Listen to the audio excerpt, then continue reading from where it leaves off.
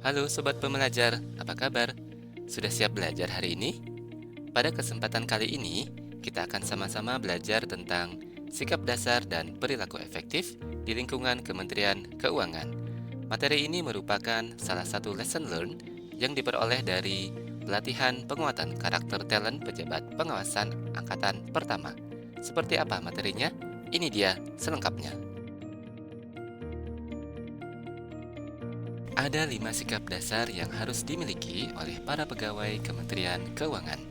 Pertama, kami senantiasa amanah, jujur, disiplin, konsisten, dapat dipercaya, dan militan dalam bekerja. Kedua, kami senantiasa antusias belajar, berbagi ilmu, bertanggung jawab, berinisiatif, cepat dan akurat dalam bekerja, serta dapat diandalkan. Ketiga, kami senantiasa solid, proaktif, berkolaborasi, dan humanis. Keempat, kami senantiasa komunikatif, respektif, responsif, cekatan, dan solutif untuk memberikan layanan terbaik. Terakhir, kami senantiasa memanfaatkan perubahan, inovatif, transparan, dan korektif menuju kesempurnaan. Selain sikap dasar, Kementerian Keuangan juga memiliki 7 buah komponen kebiasaan efektif, yaitu proaktif, mengawali dari tujuan akhir, dahulukan prioritas, berpikir menang-menang, saling memahami, bersinergi, dan mengasah kemampuan. Seperti apa detail dari 7 kebiasaan efektif tersebut? Yuk kita bahas satu persatu.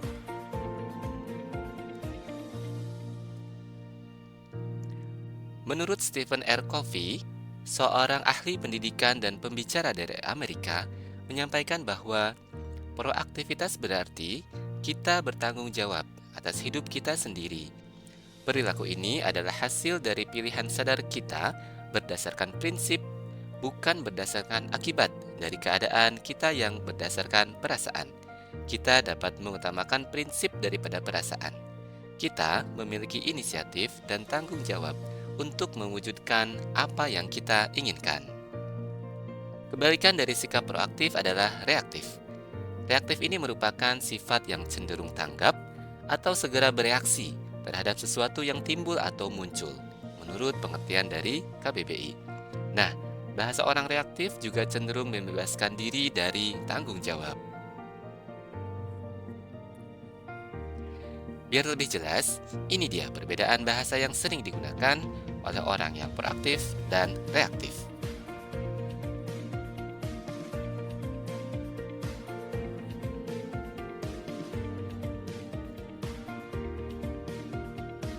Komponen yang kedua adalah mengawali dari tujuan akhir. Ada beberapa manfaat yang diperoleh dari kebiasaan ini, yaitu memiliki arah pribadi yang menuntun aktivitas sehari-hari, dan kedua, dapat memantau aktivitasnya dan mengecek pertanggungjawaban hasil dan akibat dari kegiatan yang dilakukan. Adapun contoh perilakunya adalah: pertama, mendefinisikan secara jelas visi dan tujuan hidup akan menciptakan perbedaan besar. Kedua, menentukan hasil yang ingin dicapai sebelum memulai bertindak. Dan ketiga, menyusun dan menjalani hidup berdasarkan pernyataan misi pribadi.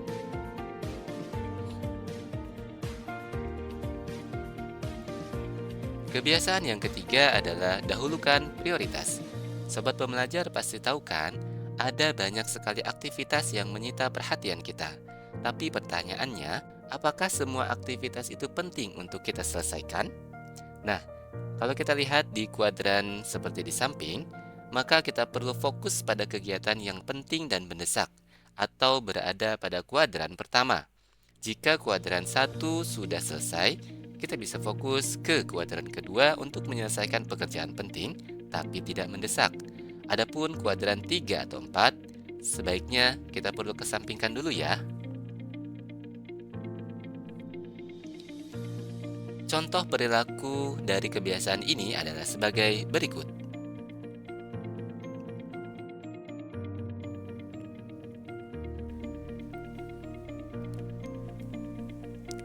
Ketiga, berpikir menang-menang. Ada banyak sekali pola pikir yang bisa diambil seseorang. Tapi tahukah sobat pembelajar bahwa pola pikir menang-menang adalah yang terbaik? Kenapa demikian? Karena kita berusaha mencari solusi yang sama-sama menguntungkan.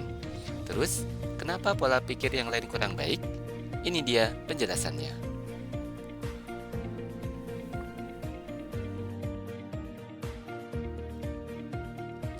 Lalu, seperti apakah contoh perilaku menang-menang tersebut? Di antaranya adalah memiliki pola pikir keberlimpahan, menyeimbangkan antara keberanian dan timbang rasa. Ketiga, memikirkan kemenangan orang lain selain kemenangan diri sendiri. Dan keempat, membuat kesepakatan menang-menang. Berikutnya adalah saling memahami.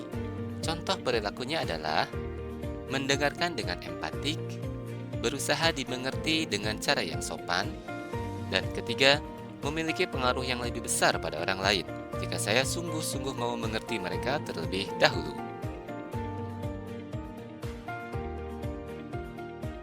Keenam, bersinergi.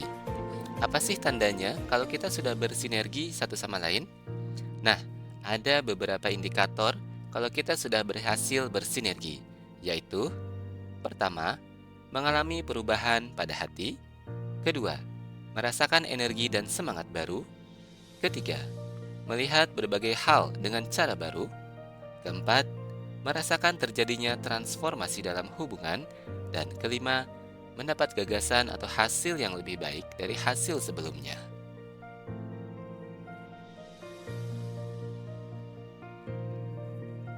Terakhir, mengasah kemampuan. Sobat pembelajar tahu nggak? Kita sebetulnya terbentuk dari 4 dimensi loh, yaitu tubuh, hati, pikiran, dan jiwa. Masing-masing dimensi memerlukan pembaruan atau perbaikan terus-menerus agar keseimbangan tetap terjaga. Pembaruan atau perbaikan ini perlu dilakukan secara rutin untuk mengembangkan seluruh kebiasaan efektif, dimulai dari kendali diri harian. Nah, ada beberapa aktivitas yang dapat kita lakukan untuk mengasah kemampuan keempat dimensi yang kita punya, yaitu untuk tubuh, kita bisa berolahraga, makan makanan sehat, istirahat yang cukup, dan kelola stres dengan baik. Untuk hati kita bisa mengelola emosi secara teratur. Untuk pikiran, kita bisa mulai rajin untuk membaca, menulis, dan belajar. Sedangkan untuk jiwa, kita bisa melayani sepenuh hati, meditasi, memperbaiki hubungan dengan alam, dan klarifikasi nilai diri.